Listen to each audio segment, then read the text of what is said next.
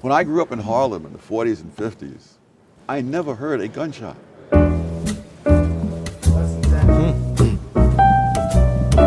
That's crazy. Well, let me read what you say in your preface. You say, "Let me state here, and now that these essays do not mean one, all Southern whites were or are rednecks. Two, all black Americans today or in the past were or are black rednecks. One cannot predict," you write, "much less forestall all the clever misinterpretations that others might put on one's words. The most that can be done is to alert honest people to the problem." Black rednecks, who are they? These would be blacks who came out of the Southern culture and who carried that culture with them north into the urban ghettos and into the ghettos of the South for that matter. And who have not moved out of that culture since. Over the years, both blacks and whites have moved away from that culture. But in the poorest and worst of the ghetto areas, there are lots of people who have not.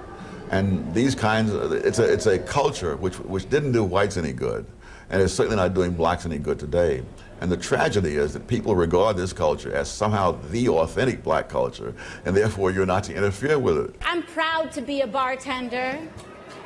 Ain't nothing wrong with that. I don't feel no ways tired. Oh my God. That was very painful to hear. That was crazy. Where I started from. Black English is considered not quite proper English. On the other hand, if blacks happen to have all the power and own all the corporations and whites were working for them, it would be the other way around. That was There was crazy. a period, I'm trying to remember now, I believe it was in the mid-70s when substandard English began to become Yes. All right, you can began to become viewed as a discipline of it. Okay, so in today's society, like our culture, it is looked at as like it's bad, pretty much. So when we like do the videos that we're doing, and like it's just crazy stuff, like the Vegas situation that happened with the 15 kids that end up jumping that white kid, we're looked at as like a wild culture, pretty much, like where other people don't want to be around our culture. So I'm trying to figure out like how could we fix that in America? Like, Yeah. Well, what do you think, man? Man, we came up with so many conclusions. Because it's like, okay, in was it Philadelphia? These riots are happening. These kids are running in stores and stuff like that. And I don't know how to fix it. I think that we could. It seems like, okay, the Democrats would be like, okay, let's fund, their parents so that maybe they can have money and stuff like that. I think it truly is the money, but sometimes I'm thinking it's not the money. Yeah, I don't think it's the money. So like, what can we do? Is it crime? Like, can we put them in jail? Last time we interviewed him, he said it starts in the home. Yeah, I got two things for you. And I think that's the biggest thing. I think family and education. It is. That's the answer. So, I think that if take the black, white, Asian filter off. Just take all of the filters off, okay? Forget what color you are.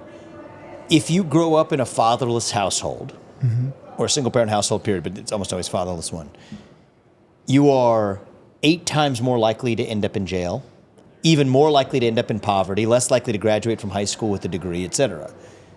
Well, now then if you want to put the racial filters back on, that actually explains a big part of the difference in racial disparities. Because I think in black households, and the numbers vary on this, but it could be around like 40%, 42%. Yes.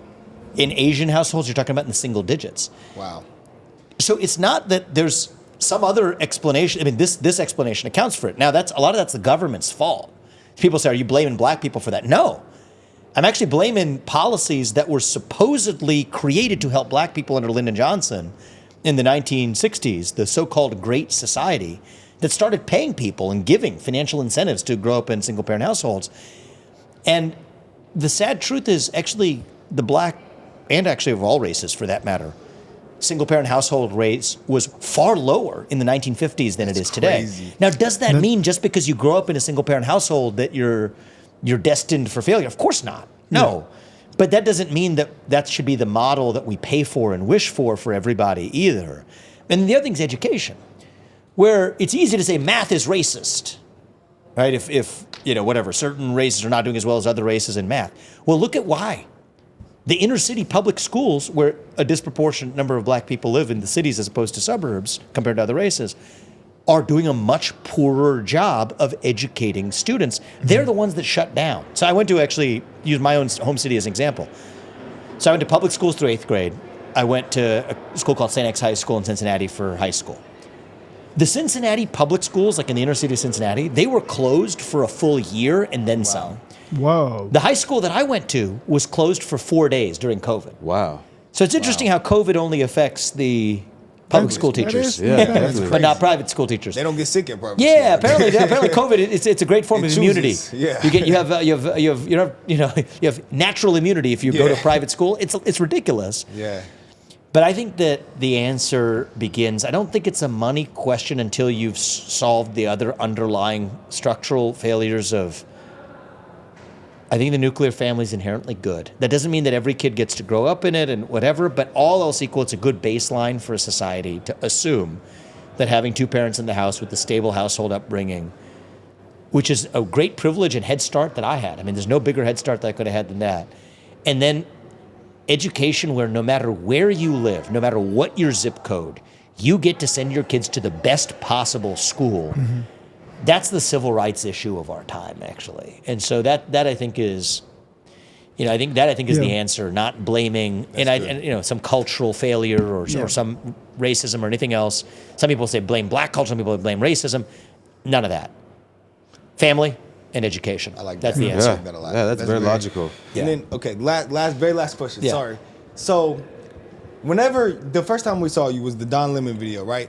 And he tried to use his final Hail Mary against you when you were cooking them was, you're not black, so how can you talk about this? I personally think that is one of the biggest problems in the black culture is the fact that you have to be black to speak on an issue like that. And then we sit there and act so fake offended about something whenever you're saying facts, and he's definitely not heard about what you're saying. Definitely. So that's what I think about that. I mean, it reminds me of Nikki Haley. We were just talking about Nikki Haley, where she's saying because I'm criticizing a woman, that somehow that means that I'm sexist. It's the same thing. And I just reject that. We're all human beings. Yeah.